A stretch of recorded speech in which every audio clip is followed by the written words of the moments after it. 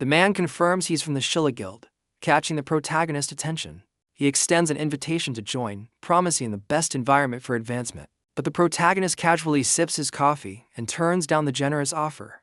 The recruiter is left completely stunned by the immediate rejection. He internally questions if this is just a negotiation tactic for a higher payout. Switching strategies, he offers to poach him if he's already in another guild. The young man calmly states he isn't affiliated with any guild. The recruiter presses on, guaranteeing a top-tier deal that no other guild can match. The protagonist decisively sets his coffee cup down, ready to end the conversation. He reveals with a smirk that he simply doesn't like working under others. The recruiter is left speechless, his confidence completely shattered by the simple rejection. The scene transitions to a peaceful afternoon at a modest-looking building. Back at home, the protagonist enters an empty room, a solitary figure in the quiet space. He looks around, noticing the absence of his family and wondering where they've gone. The clear blue sky sets a tranquil mood for the rest of his day. He decides to relax on the rooftop, assuming his family is out enjoying some quality time. His peaceful moment is interrupted by his grandmother, who arrives with a laundry basket and a pointed question. Unfazed, he flashes a charming smile and suggests she join him for a nap in the lovely weather. She briskly refuses, getting to her chores, while he playfully gives her instructions from his lounging position. Moments later, he's up and helping her, the two of them hanging laundry together on the rooftop. As they work, his grandmother questions if he's truly his brother's older sibling. He confirms her suspicion with a calm, knowing smile. She's astounded by his youthful appearance, playfully asking if he ages in reverse. The protagonist jokes that he's older than he looks, earning a light-hearted rebuke. He then explains that in this chaotic world, his youthful look is hardly the strangest thing. Her expression softens as she reminds him it's been 10 years, and pleads for him to stay safe for his family. He listens to her heartfelt words with a confident, reassuring expression. He boasts that he's not easy to kill, but she scolds him, saying such foolish confidence gets people killed. Just then, his brother and nephew arrive, asking the grandmother for his whereabouts. The family, plus a small dog, reunites on the rooftop with his nephew excitedly calling out to him. An envelope appears on the table, drawing the attention of the family's small dog. The protagonist's brother gestures to the mysterious envelope, asking what it is. He coolly reveals it's 50 million won, a gift to clear his brother's debts. His brother is left utterly stunned by the life-changing amount of money. Holding the envelope, he nervously questions the origin of such a large sum. The protagonist dismisses his concerns, urging him to settle the debt before dinner. Overwhelmed with gratitude, his brother struggles to find the words to thank him. With a confident smirk, he tells his brother to stop wasting time and get going. His brother, overcome with emotion, wipes away a tear and agrees to leave immediately. The protagonist calls out his brother's name, his expression unreadable but firm. His brother glances back, still processing the life-altering gift. The protagonist adds a final request: bring back meat and soju for a family feast. Overjoyed, his brother promises to return quickly, entrusting his son to the protagonist's care. While his nephew and the dog play, a system window appears before the protagonist. The system prompts him to assign a name to his new canine follower. Turning to his nephew, he lets the boy decide on a name for their new pet. He warmly accepts his nephew's enthusiastic suggestion of Beku. A system notification confirms the name, revealing the dog's stats as it barks excitedly. He tests the dog's abilities by throwing a ball, which Beku chases with incredible speed, amazing the young boy. The protagonist shares a laugh with his nephew, calling the energetic dog back to them. As evening falls, the sun sets over the quiet neighborhood. Back on the rooftop, his nephew complains of hunger, impatiently waiting for his father's return. The protagonist hears an engine roar and assumes his brother has finally arrived. A white truck screeches to a halt just outside their building. He decides to head down and meet him, taking a step towards the exit. The nephew and Beku rush down the stairs ahead of him, eager for the reunion. But the man who emerges is his brother, battered and covered in blood. The boy's excitement turns to horror as his father weakly utters the protagonist's name. The injured man stumbles forward, barely able to stay on his feet. He collapses to the ground in front of his horrified son. The protagonist's calm demeanor shatters, replaced by a cold, murderous fury as his family cries out in shock. The scene cuts to a shady loan office, the likely source of his brother's predicament. Inside, a group of gangsters casually play cards, oblivious to the storm about to hit them. At a nearby desk, two men discuss the betting rewards for an upcoming match. They chat about the next big fight, noting how the public is betting heavily on one contender. A man with a scar complains bitterly about losing all his money on a previous bad bet. A sudden, violent noise from the outer office interrupts their idle chatter. The scarred man looks up in alarm, demanding to know what the commotion is. He angrily orders his underlings to check out the disturbance immediately. The office door slowly creaks open, heralding an unwelcome arrival. A dark, imposing figure blocks the doorway, his presence radiating pure menace. The gangsters inside fall silent, their expressions shifting from arrogance to alarm. A bloodied underling stumbles into the room, desperately trying to warn his boss of the danger. The protagonist grabs the terrified man by his hair, his grip unyielding. He effortlessly hurls the man back through the doorway with tremendous force. The remaining thugs stare in disbelief, stunned by the sudden and brutal display of power. Enraged, the scarred man leads the charge, determined to confront the mysterious intruder. The protagonist meets their rush with a devastating kick, sending one of the men flying backward. The gangster crashes into his comrade, and both are sent tumbling through a glass table. Undeterred, the remaining two gangsters draw a knife, their faces contorted with rage as they prepare to attack. A swirling vortex of dark energy fills the doorway, halting the gangsters' charge. Piercing blue eyes emerge from the shadows, radiating pure, unadulterated rage. The two thugs scream with fury, brandishing their knife as they prepare to attack the figure. The dark presence remains unmoving, a silent challenge to their aggression. Those glowing eyes seem to promise nothing but pain, causing a moment of hesitation. The protagonist breaks the standoff, taking a single, deliberate step into the room. He instantly grabs the lead attacker by the face, his grip crushing and absolute. With shocking ease, he lifts the full-grown man completely off the ground. Dark energy crackles around his arm as he holds the gangster suspended in the air with one hand. The other thugs are left speechless, their minds unable to process the impossible feat before them. He slams the gangster into a table, sending the other men flying in a chaotic crash. The force of the impact shatters a nearby window, sending glass flying everywhere. Bodies and furniture collide, adding to the destruction as the office is torn apart. Without pausing, he slams another gangster face first into the unforgiving floor. A remaining thug can only watch in terror as his comrade is thrown past him like a ragdoll. The thrown man crashes through yet another glass surface, his fall ending abruptly. The protagonist pins the defeated man's head to the ground with his foot, asserting total dominance. The scarred boss breaks into a cold sweat, his previous arrogance completely gone. He calmly walks through the carnage he created, stepping over the bodies of the fallen gangsters. The last two men back away from their desk, utterly terrified as the protagonist closes in. The subordinate frantically asks his boss if he recognizes the terrifying intruder. A horrifying realization dawns on him as he speculates the man might be a powerful returnee. Without a word, the protagonist sends a heavy desk flying towards them with a single kick. The desk slams into the gangsters, pinning them against the wall in a painful trap. Office equipment shatters into pieces from the force of the impact. He takes another calm, deliberate step forward, his presence overwhelming the room. He looms over the trapped boss and calmly asks for his name, seeking a man named Jong Soo-kim. The boss, drenched in a cold sweat, reluctantly confirms he is the man the protagonist is looking for. Fear finally breaks his composure as he demands to know the identity of his assailant. The protagonist places an envelope on the desk, declaring he's there to settle Junho's debt. The boss sweats, grudgingly admitting the protagonist is on a completely different level. He desperately questions the legality of a returnee attacking a citizen and destroying his office. The gangster glances sideways in confusion, not understanding the protagonist's cold logic. A swift, brutal strike from the protagonist shatters the boss's composure and his teeth. The protagonist counters, asking why they would harm someone who came peacefully to settle a debt.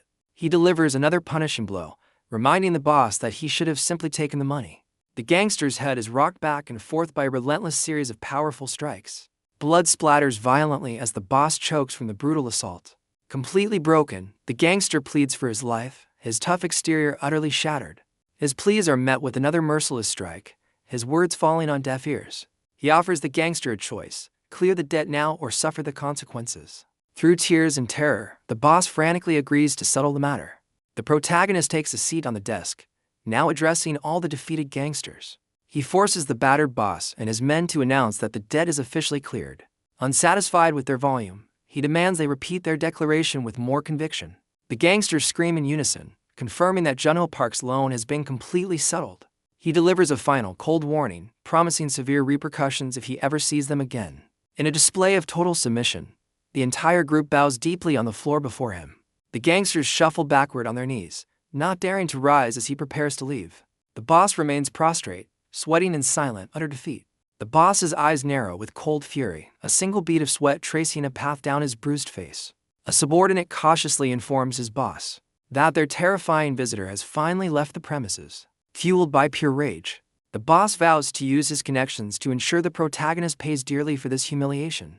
The scene shifts to the imposing headquarters of the Shilla Guild, gleaming under the night sky. Inside, a man with a sword at his hip dashes down a corridor toward the talent management team's office. He bursts into the room with urgent news, startling a man identified as Deputy Park.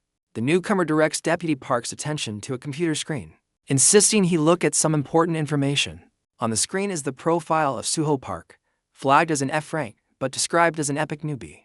Deputy Park reacts with disbelief, shocked that a newly registered F rank is causing such a stir. The other man smirks, finding the low rank all the more impressive, and eagerly asks to see the full file. An access denied message flashes on the screen, blocking them from viewing the file. The two men stare in disbelief, completely baffled by the unexpected security lock. The colleague grows impatient, demanding Deputy Park find a way to bypass the system. Deputy Park's fingers fly across the keyboard as he attempts to hack into the protected file.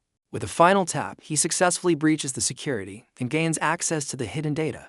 Both men are left speechless, staring intently at the newly revealed information on the screen.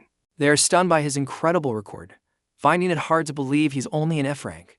Deputy Park grows suspicious, questioning the motive behind locking such a promising hunter's file. He notes that the mysterious hunter is unaffiliated with any guild, deepening the intrigue. The colleague urges him to dig deeper, specifically requesting to see his awakened skills. Deputy Park is bewildered by the skill description, questioning the power of materializing bread and water. His colleague stares back, equally confused by the seemingly mundane ability.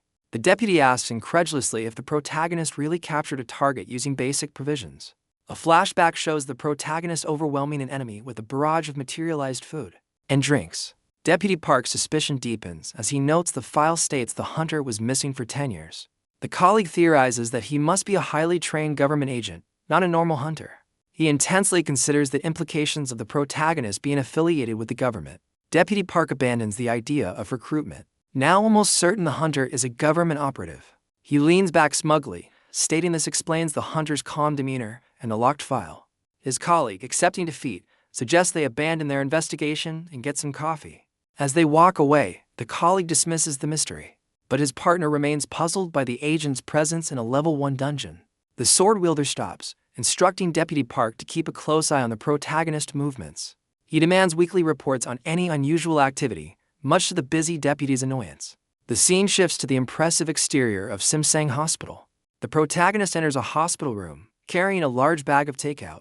He greets his friend Junho with a warm smile, happy to see him awake. Junho, his head wrapped in bandages, turns and greets his friend in return. Sitting together, Junho asks why he brought so much food, but the protagonist insists he needs to eat well to recover. A close-up shot reveals a massive feast of fried chicken, burgers, and fries. Junho happily reports that he's feeling much better and his bandages will be removed tomorrow. Junho brings up the protagonist hunter exam, which is scheduled for the very next day. His friend expresses hope that he'll join a guild after passing the test. A flashback reveals his past life, where he reigned as the supreme king of the forest. He reflects on his former status, finding the idea of taking orders from a boss completely unappealing. Eager to help, Junho offers to research some of the top-tier guilds for him. With a knowing smirk, the protagonist flatly rejects his friend's well-intentioned offer. He confidently states that joining an existing guild won't be necessary at all. He then reveals his true ambition. He's going to start his own guild from scratch. Junho is left utterly speechless, shocked by his friend's bold and unexpected plan. The scene then cuts away to a towering, state-of-the-art skyscraper, hinting at a new development. Inside the building, a formidable blonde woman with a katana at her side strides down the corridor. A man, identified as a director, calls out her name, Suyong, causing her to pause. She turns to face him, her hair now in a ponytail, and addresses him with professional courtesy. The director confronts her about her recent performance, but she feigns ignorance. He explodes with anger, reminding her that her negligence almost led to the destruction of Seoul. Suyong scoffs, questioning if the department can even function without her constant supervision. Her boss, completely stressed, begs her to get her act together so he can stop getting chewed out. She casually suggests quitting, much to the director's utter disbelief and frustration. He desperately implores her to use her incredible skills and intuition instead of wasting them. Suyong finally relents, admitting with a weary expression that she's been struggling to concentrate. The director cuts her off, handing her a new assignment. Suyong is furious to learn she's being dispatched just as she was about to relax. Her boss tells her to stop complaining, pointing out that this is part of her job. She storms away in frustration, leaving the director yelling after her. He desperately reminds her they're short-staffed and need her to approve as many new hunters as possible. Soo-young snaps back, arguing she won't be responsible for sending unprepared rookies to their deaths. The scene changes to the Hunter Association building, where the exam is being held. Inside, a massive crowd of nervous applicants waits, with one person vowing to pass on their fourth attempt. A hopeful applicant livestreams his experience, promising his viewers hunting content if he passes. He ends his broadcast with a classic call to action, asking his followers to like and subscribe. The streamer celebrates a generous donation, already dreaming of the profits from future dungeon content. His money-making fantasy is cut short as 3 uniformed inspectors enter the examination hall. Announcing the inspector's arrival, he quickly ends his broadcast, citing the no-filming policy. Just as he signs off, the protagonist silently appears beside him, catching him off guard. The streamer defensively questions the protagonist's interest, mistaking his approach for simple curiosity. Ignoring the attitude, the protagonist leans in close, asking who the streamer was talking to. Annoyed by the personal space invasion, the streamer questions the protagonist's strange behavior. At the front of the hall, Major Yong-soo Kim officially begins the 3-day hunter examination. The major reveals that a team of 21 inspectors will be judging every applicant's performance. Hopefuls in the crowd begin whispering, identifying the lenient Captain Park and the notoriously strict witch. The major explains that inspectors will be assigned by a random raffle, sealing each applicant's fate. He instructs them to form lines in front of their designated inspector as their numbers are called. The hopefuls begin to file out, their expressions a mix of anxiety and determination. One unlucky applicant is horrified to be assigned to Inspector 15. Convinced his chances are now 0. The protagonist's name is called next, and he's also assigned to the dreaded Inspector 15. He looks up from the crowd, a flicker of confusion crossing his face as he processes the assignment. His gaze travels up to the inspector standing before the number 15 sign. Standing there is Soo-young, the very same elite hunter from the earlier confrontation with her boss. A knowing smirk spreads across his face as he recognizes the formidable blondie. Soo-young glances over, her expression unreadable as she sizes up the new applicant before her. The protagonist looks down at the despairing streamer with an unbothered, confident smirk. Soo-young's eye widens in a brief moment of surprise as she observes the new applicant. The major's instructions echo through the hall, directing the swarm of candidates to their rooms. Applicants gossip as they move, with some feeling lucky and others dreading their assignment. A few candidates discover a sparring room, impressed by the professional-grade facility. The protagonist calmly walks through the hallway, heading toward his assigned location. The streamer leans against a door, lamenting his terrible luck and fearing failure. The camera focuses on the sign above the door, confirming it's the waiting room for Inspector 15. Inside, the other applicants assigned to Soo-young are already stowing their gear and waiting. The protagonist pauses as he enters the room, his attention immediately drawn to something.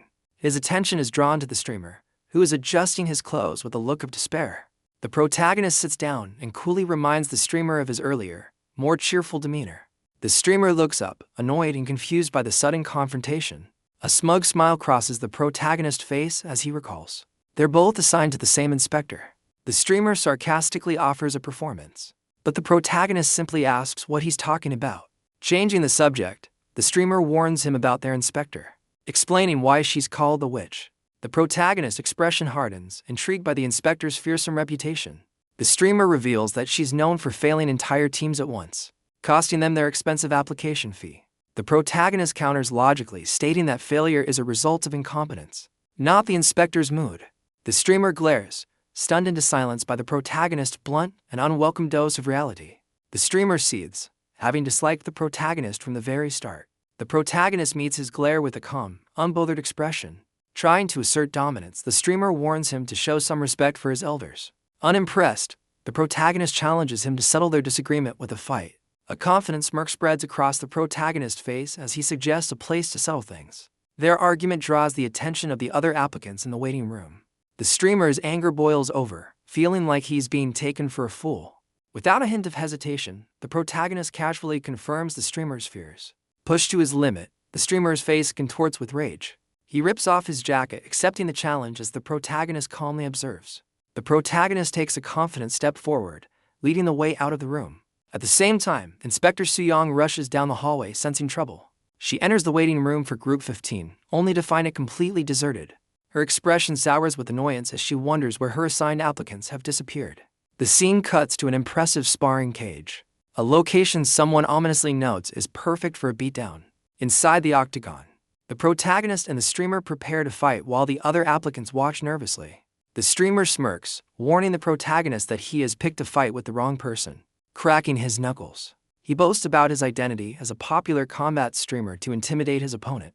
The protagonist appears genuinely confused, asking if a YouTuber is some kind of noodle dish. The streamer's face twists in utter disbelief, infuriated by the protagonist's clueless response.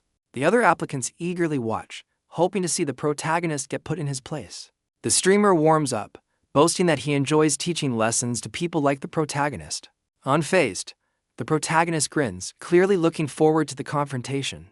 The streamer warns him that he won't be holding back in the slightest. He lunges forward, launching the first attack of their unsanctioned duel. Before a punch can land, a sudden force sends both men reeling backward. A powerful stomp cracks the ground, bringing the fight to an abrupt halt. The spectators are stunned to see Inspector Soo-young standing between the two fighters. The streamer freezes in sheer terror, recognizing their inspector, the infamous blonde witch. Soo-young's face is a mask of fury as she orders all of them back to the waiting room. The terrified applicants sprint down the hall, certain they're all doomed. Soo-young calmly approaches the two fighters, noting their apparent desire to be eliminated. The streamer desperately tries to explain the situation, while the protagonist watches silently. She cuts him off with a chilling proposal for one of them to take full responsibility.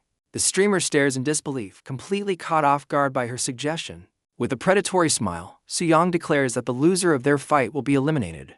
She gives the final, chilling command for the unsanctioned duel to begin. Both men are left speechless by the inspector's sudden and brutal terms. The streamer breaks into a cold sweat, realizing their inspector is even more unhinged than the rumors suggested. A single, determined step is taken, signaling an immediate acceptance of the challenge. The protagonist's expression is resolute, showing no hesitation to accept the brutal terms. He calmly closes the distance, stepping toward his stunned opponent. The streamer raises his fist, desperately trying to regain his bravado by taunting his opponent. With a confident smirk, the protagonist offers a mock apology for what's about to happen. Enraged by the condescending attitude, the streamer lunges forward with a furious shout. But the protagonist is faster, landing a single, decisive blow that connects squarely with his opponent's face.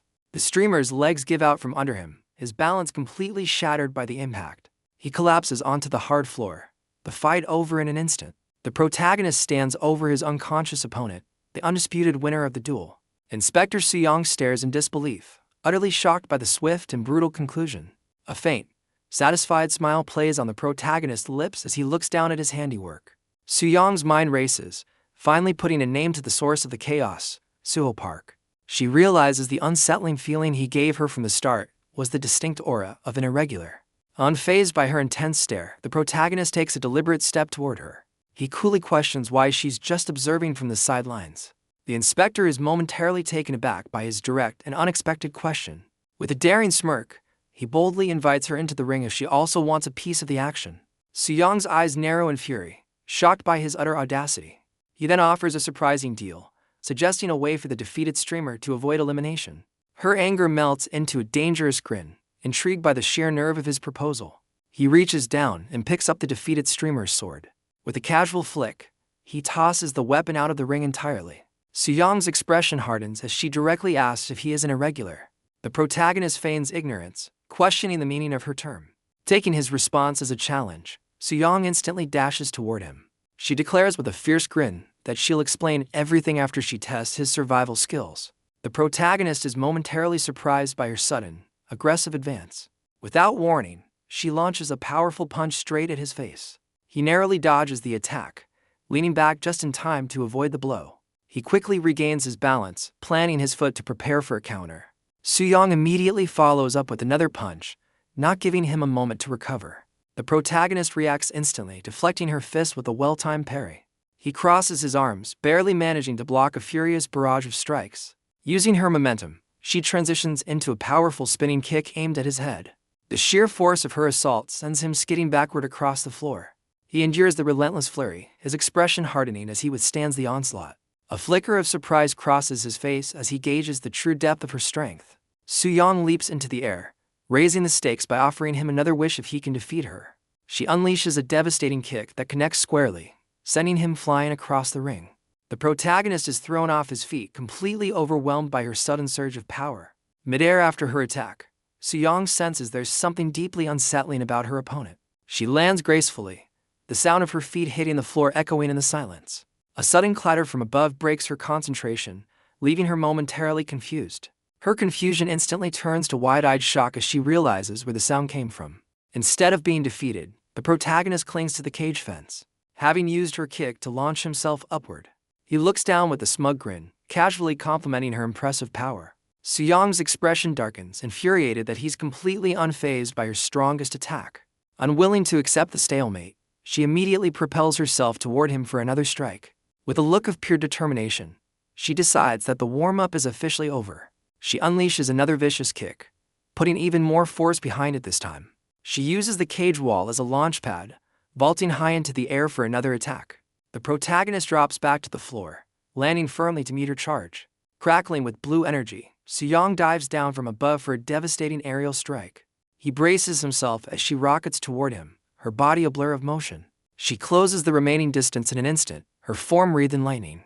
The inspector unleashes a furious barrage of strikes, hammering away at his guard.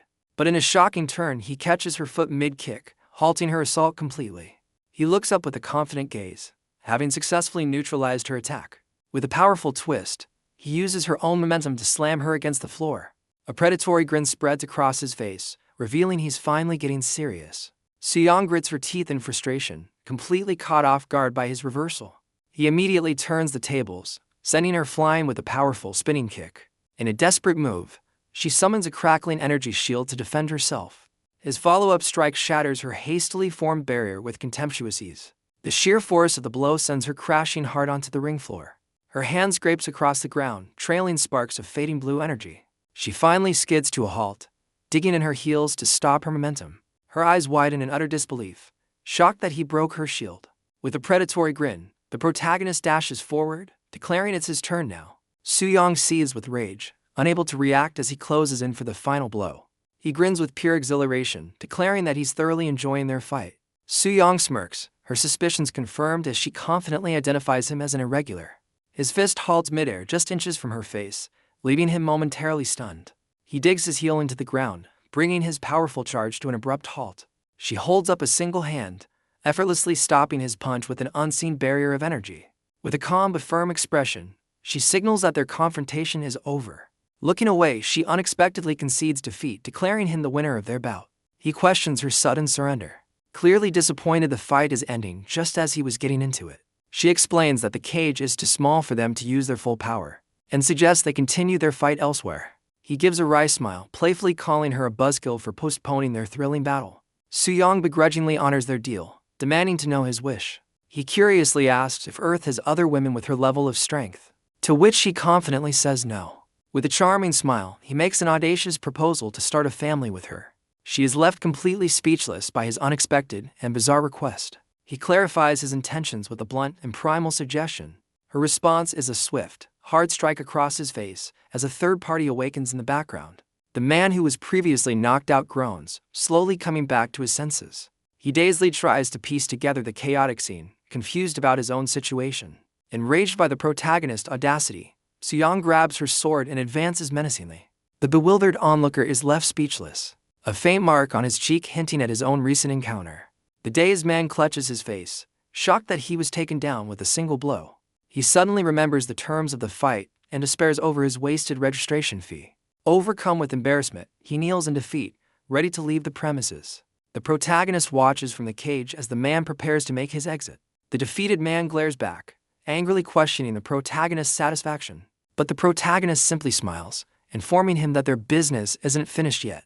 His unexpected words leave the other man utterly baffled. Unseen by the fighters, a security camera swivels to focus on the unfolding drama. The camera's lens zooms in, capturing every detail of the confrontation. Elsewhere, a mysterious figure monitors the entire situation from a high-tech control room. The observer stares in utter shock, realizing that Suyong has actually been defeated. Hello everyone, subscribe to my channel to not miss new trending manhwa. The dark-haired man walks off, telling his companion it's time to leave. The gray-haired man rushes after him, confused why he can't just walk away freely. He's shocked to hear his friend had to pull strings just to get him out of trouble. He then asks about the slap, but his friend tells him not to worry about it. The gray-haired man is left speechless, trying to connect the dots. Suddenly, a powerful realization hits him. He finally understands that the slap was the price for his own freedom.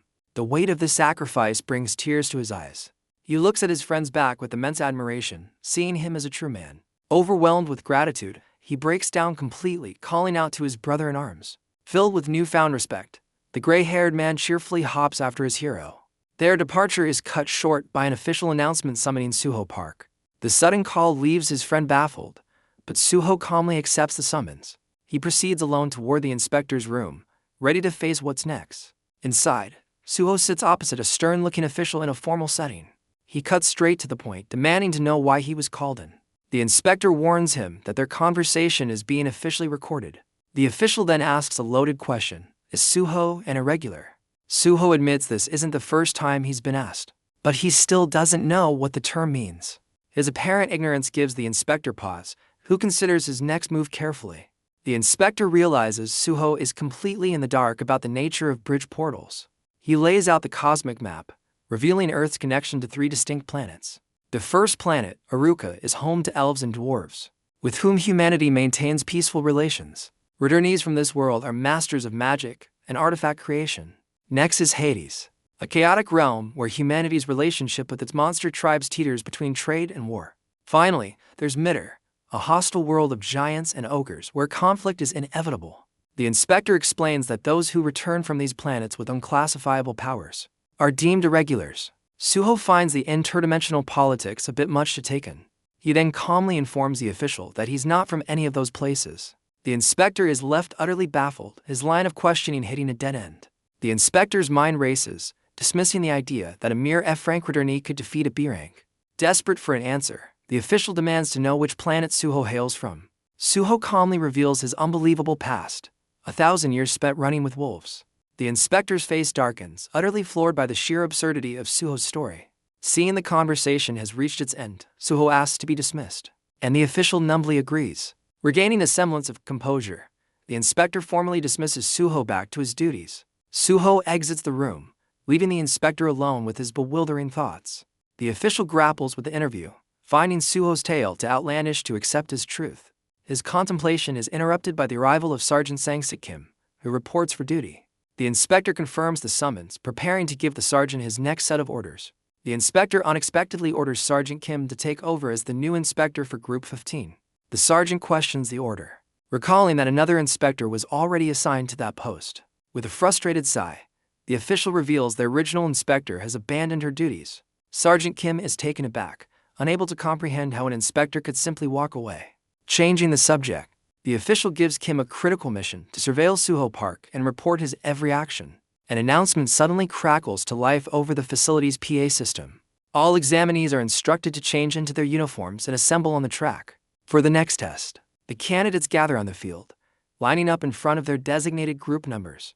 A new, stoic-looking inspector now stands watch over Group 15. Suho's companions quickly notice the change, realizing their previous inspector has been replaced. The new inspector, Sergeant Sang-sik Kim, confidently introduces himself as the man in charge of Group 15. He lays out the grueling physical test, sarcastically calling the near-impossible standards a piece of cake. The gray-haired man nervously complains that the one-size-fits-all test is unfair. To those with non-physical abilities, the first candidate fails miserably, crossing the finish line far too late and getting immediately cut. She protests that healers deserve special consideration, but the inspector coldly dismisses her appeal with a harsh dose of reality. Next up is number 45, Dong-soo Han, who eagerly steps forward when his name is called. Dong-soo confidently boasts about his speed, while Suho quietly worries if he can even pass the first part of the test. Flashing a peace sign, Dong-soo gives Suho a cheerful and brotherly send-off before his run. Suho returns the gesture with a subtle, knowing smile of his own. At the sound of the whistle, Dong-soo explodes from the starting block, leaving a trail of dust in his wake. Dong-soo smashes the record, crossing the finish line in a blazing 8 seconds and easily passing the test.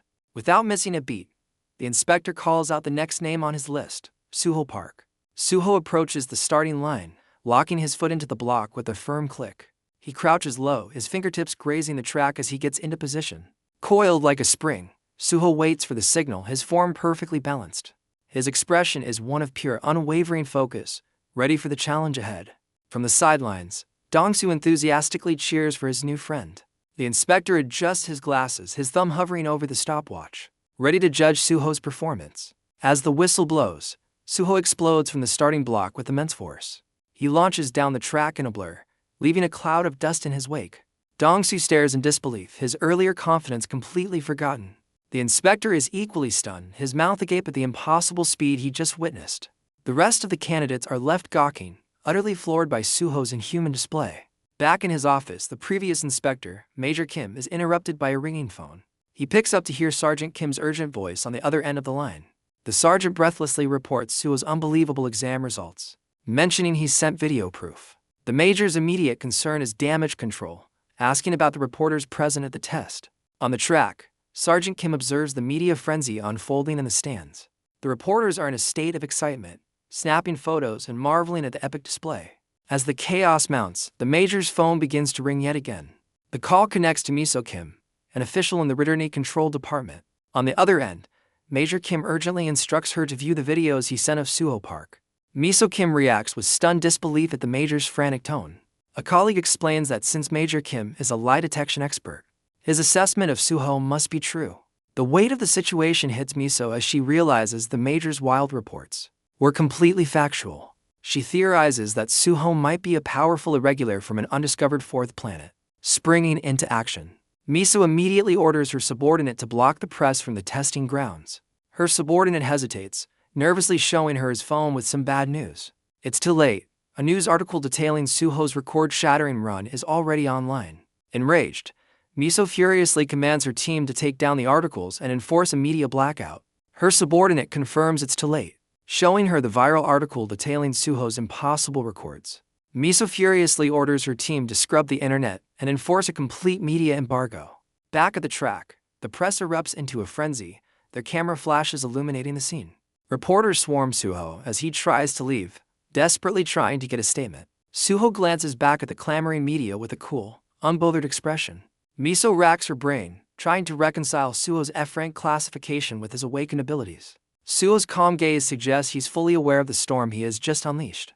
A shocking theory dawns on Miso. Suho might be a returnee from an undiscovered fourth planet. On Miso's command, a unit of security guards mobilizes to block the press and contain the chaos.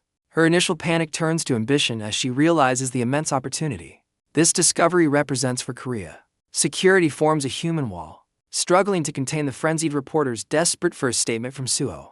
Inside the cafeteria, other candidates murmur about the media swarm, all pointing to Suho as the cause. While reporters press against the glass, Suho and Dong-soo eat their lunch, seemingly in their own world. Dong-soo watches his new friend with a mix of awe and calculation, the media frenzy buzzing in the background. Completely unfazed, Suho heartily digs into his meal, refueling after his explosive performance.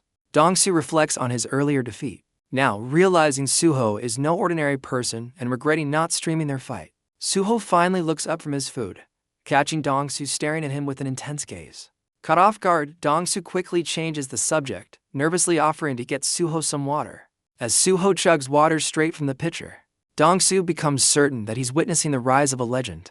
The focus shifts to the doorway marked with the number 15, signaling the next stage for the candidates. Inside the barracks, Suho casually rests on the floor while Dong-soo sits on a bunk, contemplating their situation.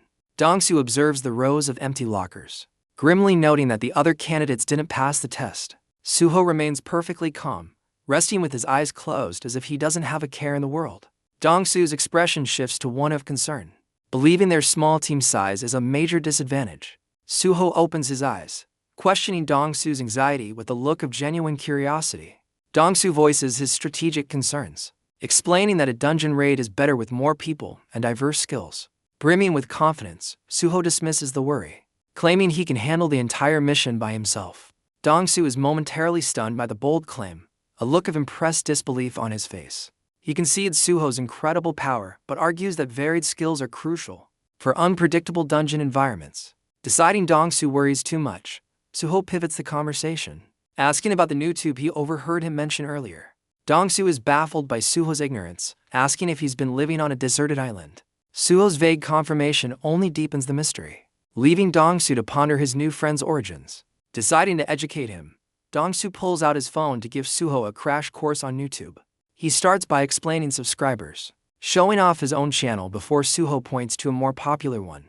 Suho is stunned to see a channel with over 1 million subscribers, which Dongsu explains is a popular eating show. They watch a streamer devour a mountain of food, with viewer donations flashing across the screen. Dongsu gets an idea, recalling Suho's own superhuman appetite from their earlier meal. He offers to connect Suho with his mukbang contacts, seeing a golden opportunity. Suho's eyes widen, his main concern being whether he'll get to eat all that food for free. Dongsu confirms with a sly grin, his mind already calculating the potential of this new venture. Suho surprises Dongsu with a friendly compliment, acknowledging him as a decent guy. Dongsu's mind races, recognizing Suho as all the perfect qualities for a YouTube star. However, Suho has a different kind of partnership in mind, seeing potential in Dongsu as well. He pivots from streaming and makes a shocking proposal for Dongsu to join his clan.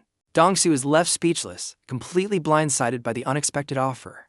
Suho calmly waits for a response, while Dongsu tries to make sense of the situation. Dongsu questions Suho's ambition, asking if he's really starting his own clan instead of joining a guild. With unshakable confidence, Suho confirms he has no intention of working for anyone else.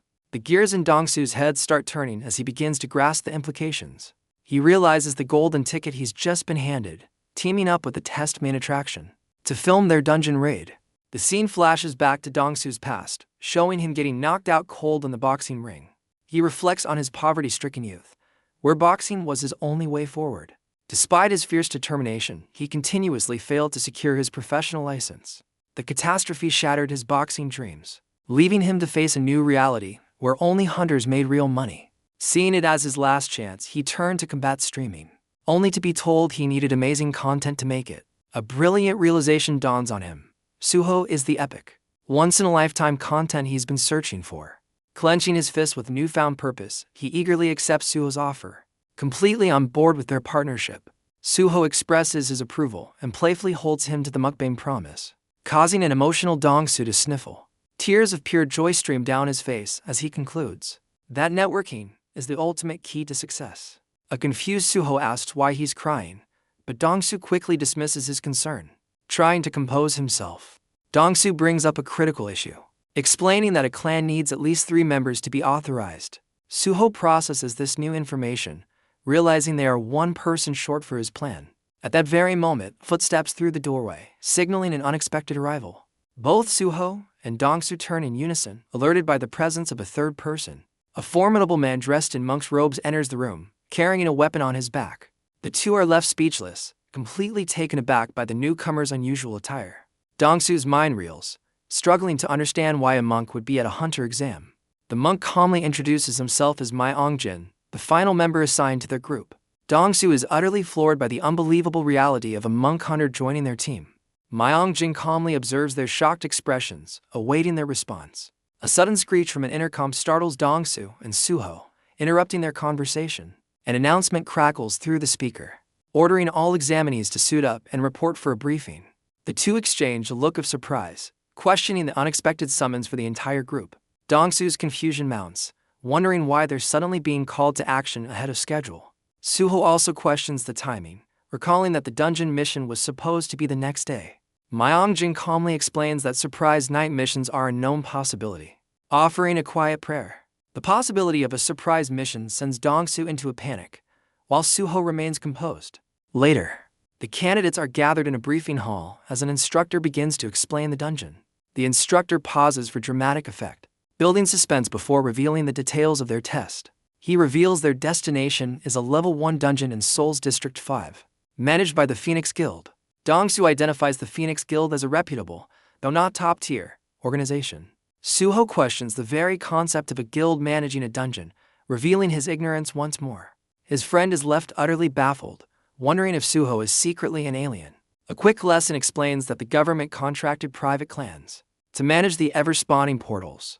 These contracts evolved into guilds, creating a new global economy based on the dungeon industry. Suho grasps the core concept. Guilds are essentially government-approved hunting grounds for making money. He reflects on his original motive, which was simply missing the hunt with his wolf pack.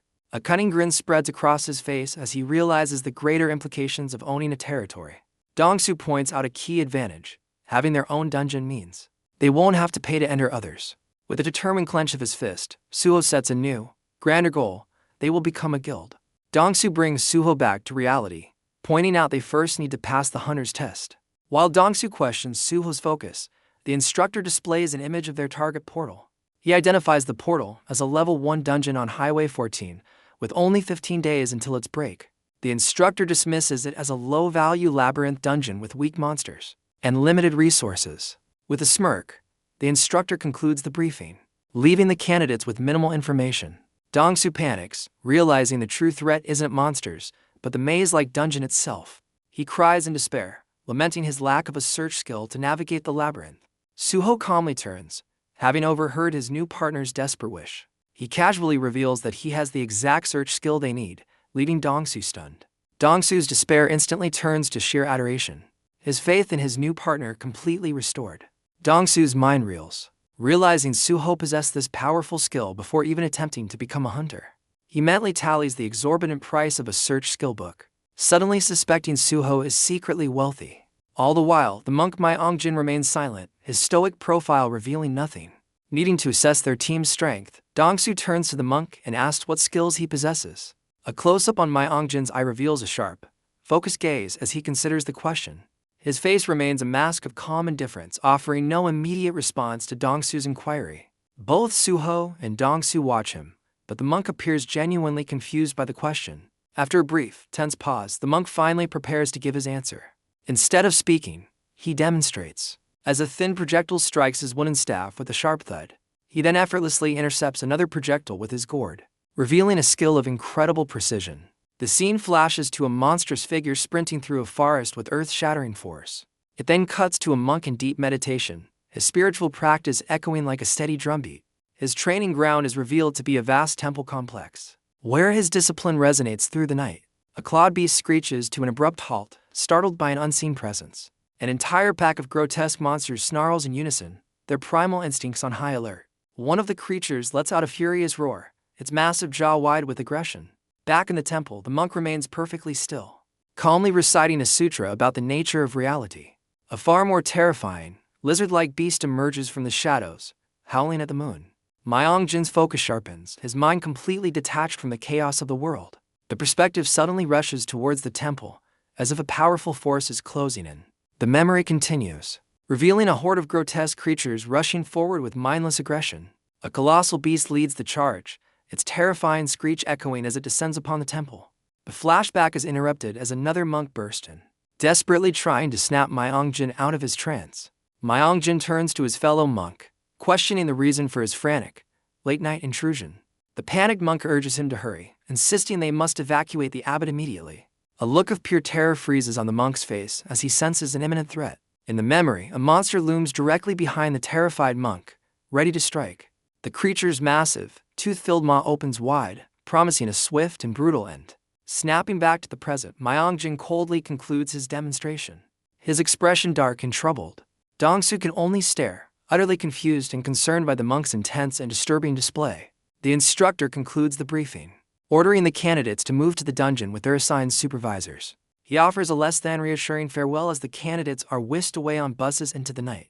Their destination is revealed, a colossal, glowing portal tearing a hole in the middle of a ruined city street.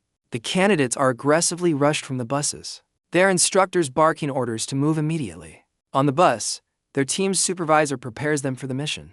While Dongsu nervously checks his gear, the supervisor smirks, clarifying that he's just a spectator, and that poor individual performance will still lead to failure. Dongsu anxiously questions the supervisor, asking for a safety net given their team's smaller size. His question is met with a cold, dismissive smirk as the supervisor simply orders them to proceed. With that non-answer hanging in the air, the supervisor takes the first step off the bus.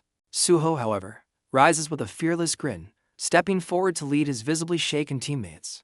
Dongsu awkwardly tries to hide his fear, insisting he's not scared in the slightest. Suho, ever practical, cuts through the tension to ask if they can use their personal weapons. From the front of the bus, the supervisor confirms that personal equipment is permitted. Dongsu's mind reels once more, now suspecting the monk also possesses a rare, pre-exam dimensional weapon. Outside, officials systematically funnel the groups into the portal, calling their team forward. With a confident grin, their supervisor gives the final command to enter the dungeon. A crackle of energy envelops the team as they are teleported through the gate. A lone silhouette stands at the entrance of a dark, swirling cavern filled with unsettling noises. Suho immediately takes the lead, striding into the unknown and making his teammates nervous. Panicked by his partner's boldness, Dongsu frantically warns him to watch his surroundings. Dongsu instantly regrets his outburst, slapping a hand over his mouth in a panic. His mind races with the consequences, knowing his careless shout just cost them precious points. Just as feared, a skeletal monster emerges from the darkness, but Suho stands his ground. Without a moment's hesitation, Suho lunges forward and seizes the creature by its skull. With a single, devastating motion, he completely shatters the monster's head. The skeletal creature is reduced to nothing but crumbling fragments falling through the air.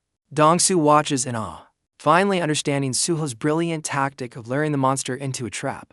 Catching up to his partner, Dongsu urgently asks if he's using the search skill to see in the pitch-black cavern. Suho glances back with a calm, almost puzzled expression, as if the question doesn't make sense. As he takes another step, his foot lands squarely on a glowing tile, triggering an unseen mechanism. Suho whips around in surprise, realizing his mistake far too late. A mechanical screech echoes from above, putting both candidates on high alert. Dongsu's face contorts in terror as he realizes they've triggered a booby trap. A deadly volley of arrows suddenly rains down on them from the darkened ceiling. Without hesitation, Suho spins into action, moving to intercept the lethal projectiles. His eyes narrow with intense focus, a plan already forming in the split second he has. The memory cuts to a massive explosion, rocking the foundations of the ancient temple. A monstrous beast is thrown back by the blast, surrounded by sparks and debris. Myeongjin is revealed to be the source of the power, fiercely battling the creatures swarming his home. In the past, he throws himself over his terrified companion, shielding him from the collapsing building. The memory continues, showing the younger monk weeping, blaming himself for the temple's destruction. His anguish seems to unleash a devastating explosion that rips through the attacking monsters. Cutting back to the present, Suho executes a flawless spinning strike, batting away every single arrow. The once lethal projectiles fall uselessly to the ground, their threat completely neutralized.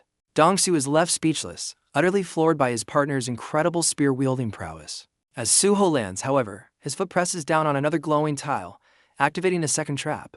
The floor gives way, sending the entire team plummeting into a dark chasm below. A heavy stone slab rumbles as it begins to slide into place above them. The trapdoor slams shut, sealing them inside the pitch-black pit. Before they can even react, a fresh volley of arrows comes speeding towards them from a new direction. The team lands hard at the bottom of the pit, with Dongsu audibly wincing from the impact. Sprawled on the rocky floor, Dongsu sarcastically laments their great predicament. He spirals into despair, questioning if this is where his lifelong dream comes to an end.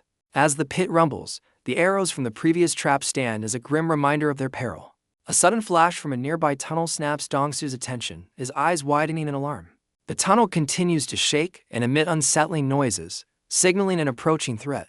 Dongsu realizes with horror that their fall has likely alerted every monster in the vicinity. Suho casually explains that his awakened skill has a wide aggro effect, intentionally drawing all enemies to them.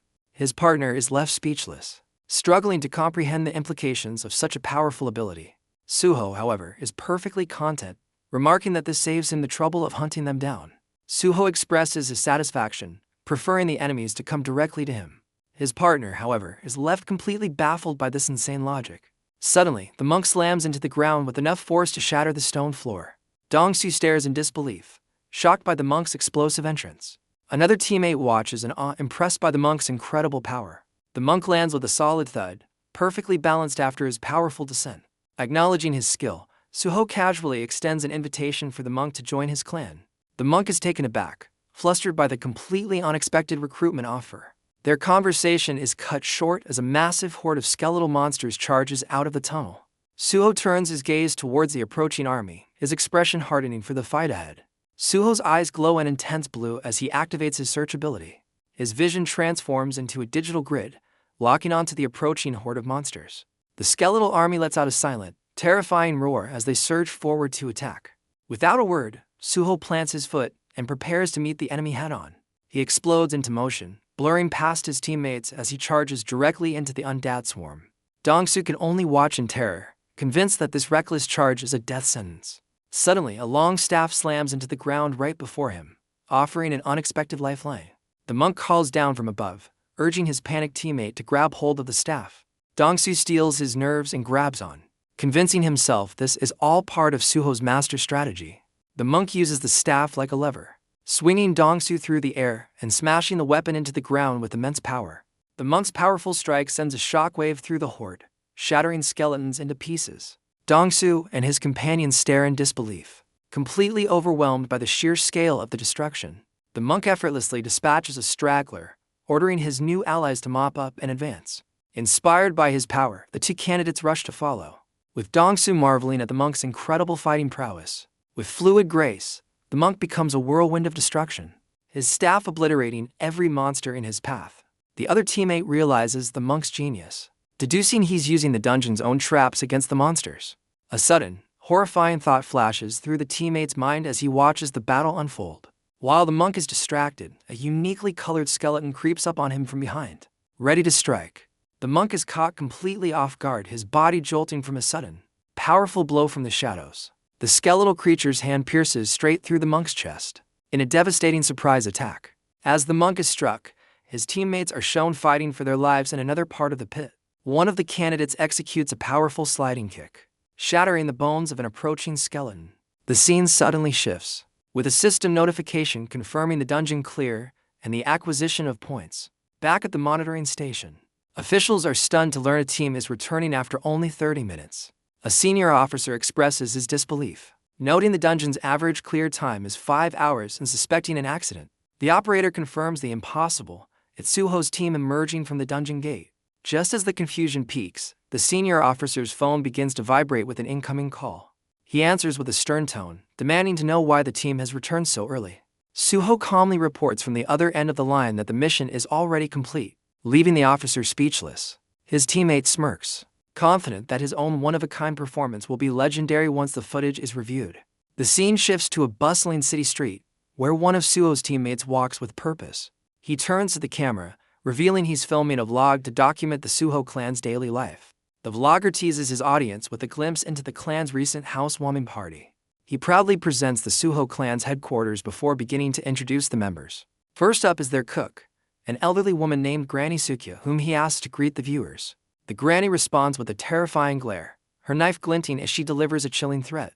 The vlogger barely holds his composure, sweating profusely as a drop of blood appears on his ear. He nervously dismisses her intensity for the camera, while a child at a nearby table questions the grandmother's harsh words. Changing the subject, he points the camera towards a golden Buddha statue, building suspense about its owner. With a flourish, he introduces the statue's owner, the monk Myunjin, master of the spear and wide area aggro. The vlogger burst in, greeting Suho and the monk, who are already enjoying a meal. He pans the camera to the monk, formally introducing Myunjin to his audience. Myunjin looks flustered when the vlogger puts him on the spot for a message to the subscribers. His mood shifts as he begins a solemn speech about his past and the spear his brother left him. The dramatic monologue is cut short by the sound of a truck screeching to a halt outside. A third teammate leans out of the truck's window, announcing that their ride is ready. With determined expressions, the trio rushes out of the restaurant, eager to start their mission. They ride in the back of the truck, a large drone hovering above them as they speed down a road. Suho eyes the drone suspiciously, but his teammate clarifies it's for filming their adventure. The vlogger announces their destination to the camera, a quest at Gate 30 in District 4. The vlogger points to a distant blue portal, announcing the Suho clan's very first dungeon quest. He winks at the camera, promising his subscribers an incredible video thanks to his image memory skill. Upon entering the dungeon, the team is met by a massive, screeching swarm of bats. The vlogger asks Suho about his long-range skills, only to learn he doesn't have any. He grows worried, questioning how they are supposed to hunt so many flying creatures. The monk calmly steps in, telling the others to leave the aerial threat to him. Suho and his teammate look on with confusion, wondering what the monk intends to do. Myunjin begins his plan by striking a large, drum-like object with his staff. He then kneels and repeatedly slams his staff into the ground, unleashing a powerful, resonating energy. The shockwaves create a massive vortex in the sky, pulling the entire bat swarm into its powerful grip. The vlogger is stunned as the monk's rhythmic drumming pulls the entire bat swarm into a swirling vortex. Agitated by the resonating sound, the monstrous bats screech in a disoriented frenzy. The entire swarm coalesces into a single, terrifying mass and hurtles directly towards the team. With unwavering focus, the monk braces himself for the incoming aerial assault. He stands as a lone beacon, successfully drawing the full, undivided attention of the bat horde. A particularly fearsome bat with glowing red eyes leads the charge, its shriek echoing through the cavern. Myongjin counters by unleashing a spinning wheel of fire, incinerating the front lines of the swarm. From the inferno, the dungeon's massive bat boss finally reveals itself, spreading its enormous wings. Suho suddenly launches himself forward, delivering a devastating longsword strike to the giant beast. With a final, triumphant blow, the vlogger finishes off a straggler, confirming the mission is complete. After the battle, the team sits atop a mountain of defeated bats, diligently harvesting their valuable bloodstones. Meanwhile, the vlogger's livestream explodes with comments from astonished viewers praising the team's record-breaking speed. In a sterile office, an unseen official clicks through the footage of the Suho clan's exploits. A female officer lets out a weary sigh as her colleague approaches her desk to discuss the team's sudden fame. He reports that the trio is tearing through dungeons at an unprecedented rate, clearing up to 20 a day. The vlogger's channel has blown up, with a video about Suho's rise attracting thousands of comments and subscribers. The female officer expresses her frustration, revealing she tried to keep their activities quiet but didn't account for a vlogger in the group. Her colleague warns that Suho's videos are trending and they need a strategy. Before the situation escalates further, she agrees, her expression shifting as something on her monitor catches her eye. A news alert about a fighter named Hero challenging a champion named Jorbas gives her a sudden idea. The news report details fighter Mikhail Jorbas' latest victory and his public challenge to Japan's champion, Okita Hero. The officer's thoughts connect the champion Hero to another formidable individual named Seinu Lee. She recalls the overwhelming power of Seinu Lee, an SS-ranked irregular from Korea, wreathed in destructive energy. Her colleague expresses concern, fearing a repeat of a past catastrophe if they approach Suho incorrectly. Undeterred, she walks away with firm resolve, ordering her subordinate to set up a meeting with Suho. She then declares her intention to handle the meeting personally, her expression filled with determination. Meanwhile, the Suho clan's headquarters is transformed into a popular local spot, drawing a massive crowd. Inside, the remaining team members notice that the monk, Myonjin, is absent for the day. Suho looks puzzled, wondering where the monk could have gone, as he believed Myonjin had no temple to return to. The vlogger explains Myonjin is visiting other surviving monks, causing the team to worry about hunting without his skills. His teammate suggests Suho also take a break, assuring him the clan has qualified for a level update. The vlogger is stunned to learn they've earned a massive sum, enough to start tackling level 2 dungeons. He grins greedily, already dreaming of the even greater riches that await them in higher level dungeons. Suho quietly processes this news, a thoughtful and slightly confused expression on his face. The vlogger marvels at his new wealth, as a strange status window reveals his identity and class. Suho realizes his new skills have unlocked an ability to see these status windows on people. Agreeing to a day off, Suho's decision is met with cheers from his excited teammates. As his teammate plans a family outing, Suho's vision reveals a startling detail: his record can't be found. His eyes narrow with suspicion as he realizes this anomaly isn't a one-off occurrence. Back at home, he discovers his grandmother, and even her dog also have no records. Deepening the mystery, Suho seriously contemplates whether animals like his dog can also be awakened. He shifts his focus to his teammate, Junho, who approaches him in the office. Suho asks about his friend's truck, and Junho complains about the exhausting repairs. With a confident grin, Suho offers to buy him a brand new, top-of-the-line truck. Junho is absolutely floored, his face lighting up with pure, unadulterated joy. Suho calmly confirms the offer, his newfound wealth making it an easy promise to keep. He decides to bring Beku along for the shopping trip, and the little dog barks in excitement. At a dealership, a salesman presents a massive blue truck, a model Junho recognizes as a hunter's ultimate dream car. The salesman pitches the vehicle, highlighting its bloodstone-powered engine and cost-effective price. With Suho smiling behind him, Junho enthusiastically confirms that he absolutely loves it. Suho coolly informs the salesman they're paying in cash and driving the truck out today. They immediately take their new ride for a spin, tearing through a desolate, overgrown city. Junho is overjoyed at the wheel, exclaiming how the new truck is a massive upgrade as Beku barks in agreement. Suho calmly agrees from the passenger seat, noting they should have bought one much earlier. As they drive, Junho grows curious, questioning why they're heading towards a restricted area. Suho turns to his friend, pointedly reminding him that money was the only thing holding him back from awakening. Confused, Junho listens as Suho reveals his plan to get him awakened that very day. A look of quiet resolve settles on Suho's face as he commits to helping his friend. Junho is left utterly speechless, his mind reeling from the sudden, life-changing offer. The truck screeches to a halt, arriving at their mysterious destination in the abandoned district. A low rumble echoes from a nearby derelict building, hinting at the danger within. Junho nervously swallows, his fear palpable as he stares at the ominous structure. Even the small dog, Baekhu, senses the threat, letting out a low, menacing growl. Suho, however, remains composed, calmly identifying the distinct scent of goblins in the air. Overcome with terror, Junho pleads with his friend to turn back and abandon the risky plan. Ignoring the plea, Suho's hand reaches for the door handle, ready to exit the truck. He steps out onto the cracked pavement, instructing Junho to stay put with Baekhu. A panicked Junho reaches out, desperately trying to stop his friend from facing the danger alone. In a blur of motion, Suho vanishes from sight, leaving only a cloud of dust in his wake. Junho is left utterly speechless, staring in awe at the spot where his friend just stood. In another part of the city, a sinister-looking loan company operates out of a dreary building.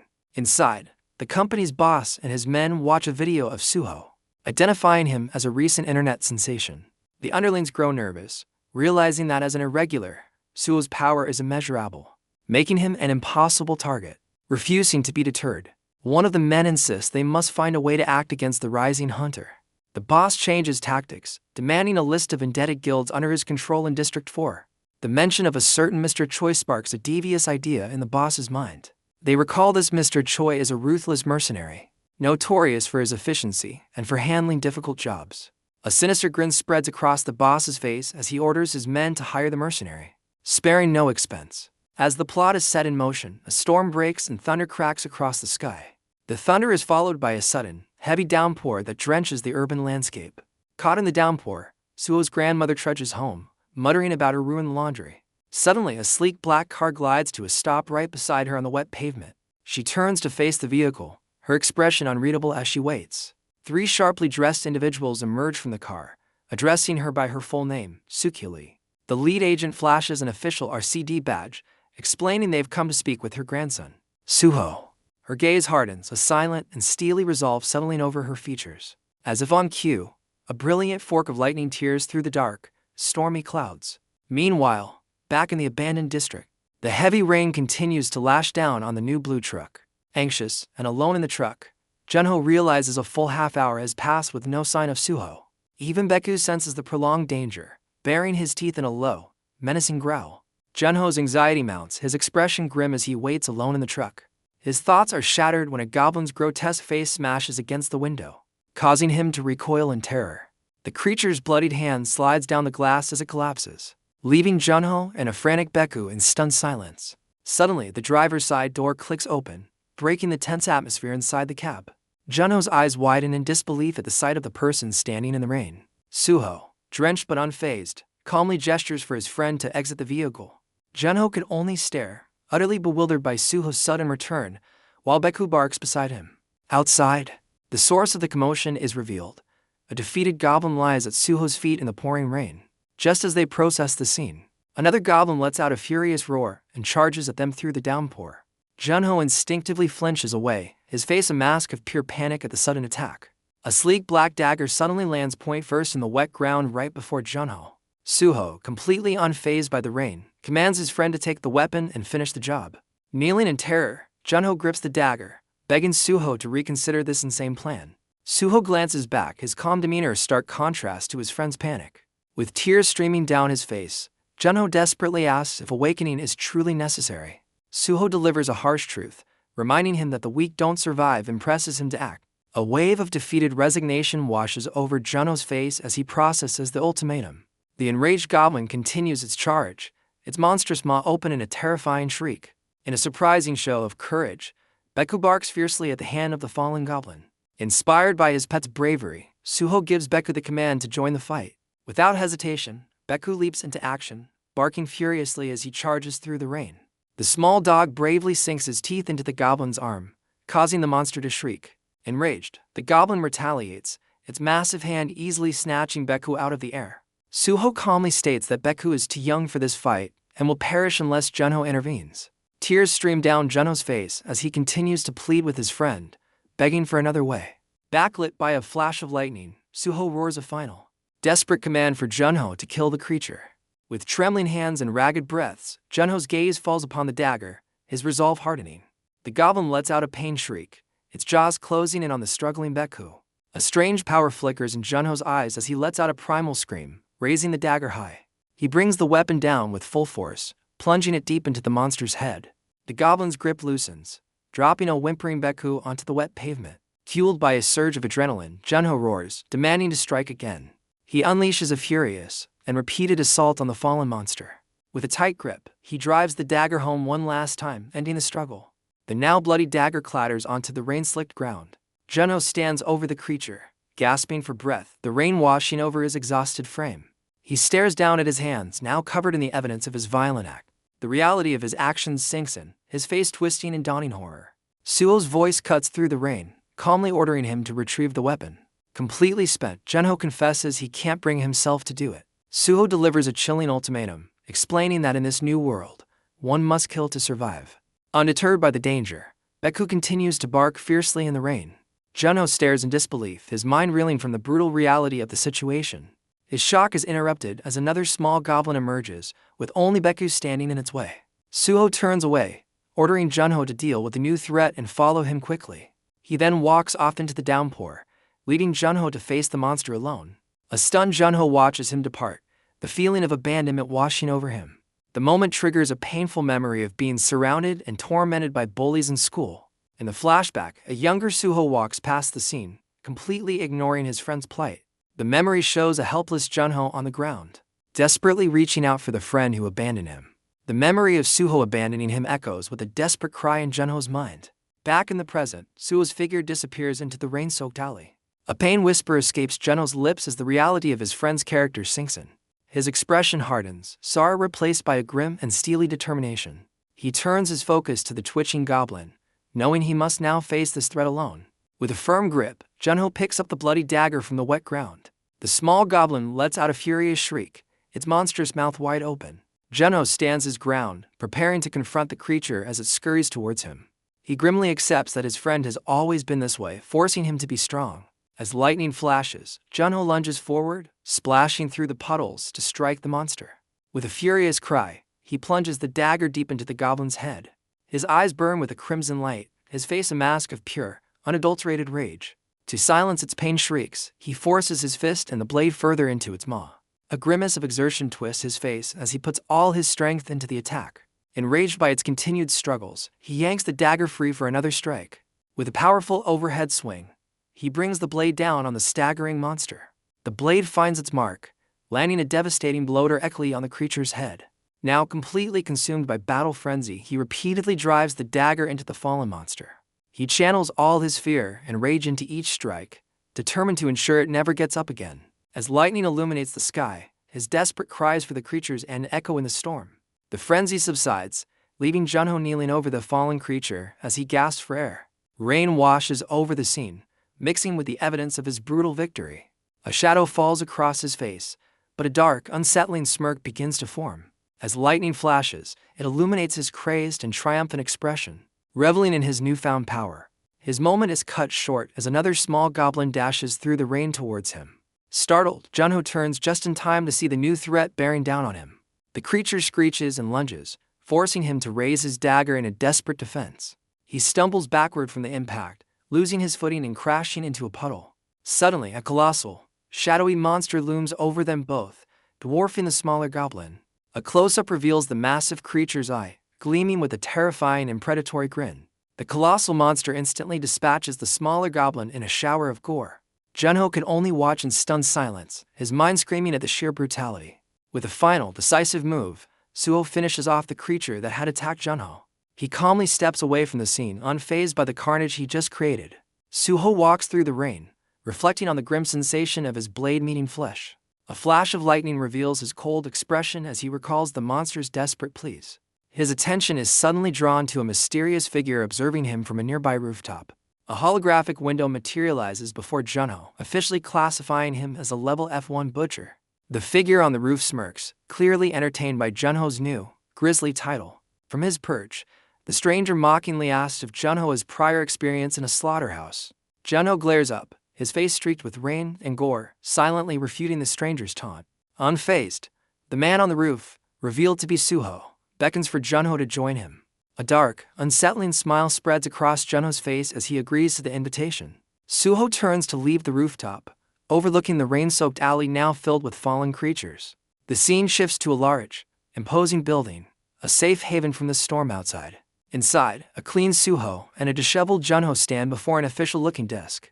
A woman in a uniform eyes them nervously, cautiously offering her assistance. Suho calmly informs her that his companion has just recently awakened his powers. The receptionist directs Junho to wash up before proceeding to a screening and grading room. While heading up the stairs, Junho questions Suho about the meaning of this grading. Suho explains that a score of 100 on the dimensional energy test is the bare minimum to become a hunter. He then admits his own score was a paltry 96, casting doubt on Junho's chances as they walk. They arrive at the grading lab, where an official instructs Junho to get on the machine. Now in a specialized suit, Junho lies down as the device powers up, crackling with energy. A brilliant flash reveals his score, a surprising 111, well above the required threshold. Having passed, Junho is directed to the next room while Suho observes with a thoughtful expression. A lab technician then offers Suho a chance to retake the test himself. Suho confidently takes his place on the machine, ready for his own evaluation. A subtle, knowing smirk plays on his lips as the machine whirs to life around him. As the test begins, a mysterious entity with countless eyes observes him, its system recording his data. A brilliant flash of energy erupts from the machine, enveloping Suho completely. The test concludes with a final surge of power, signaling the measurement is complete. The screen blazes to life, displaying an astonishing score of 189. Even Suho seems taken aback, his body tense with the residual energy of the test.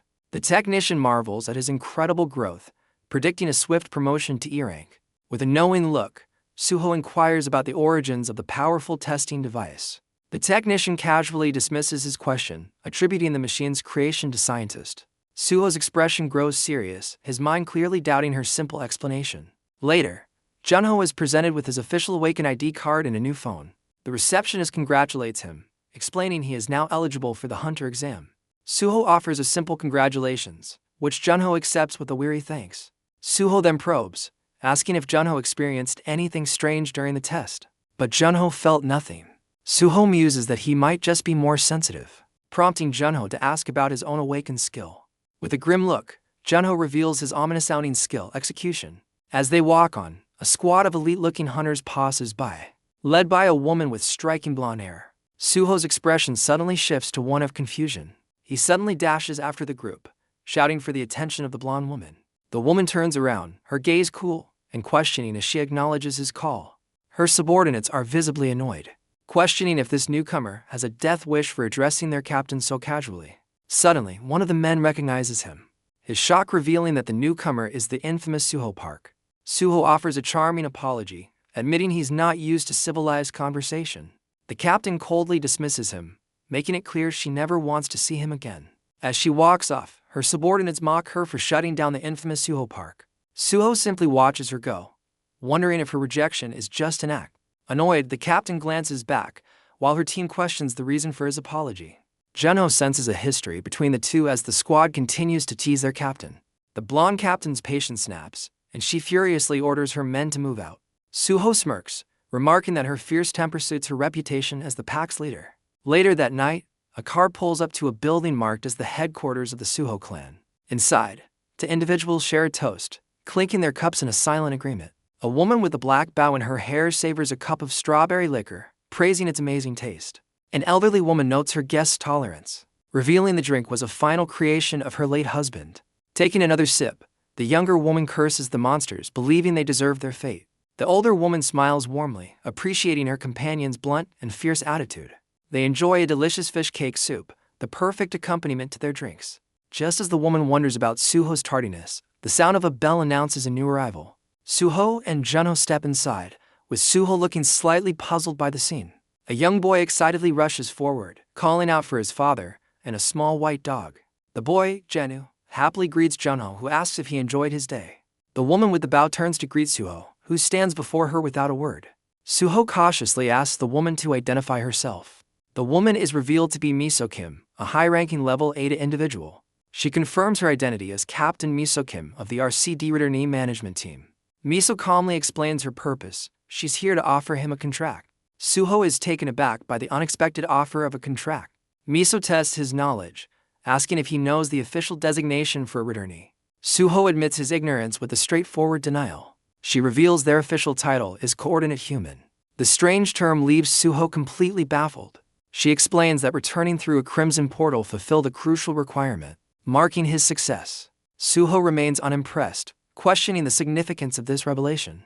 Miso explains the portal will become a bridge between worlds, prompting Suho to ask where it will appear. A single finger extends, pointing with absolute certainty. She aims her finger directly at Suho, identifying him as the portal's anchor. Suho is left completely baffled by her cryptic gesture. Miso clarifies that the portal will manifest near the coordinate, which is Suho himself. He thoughtfully considers the implications of being a living beacon.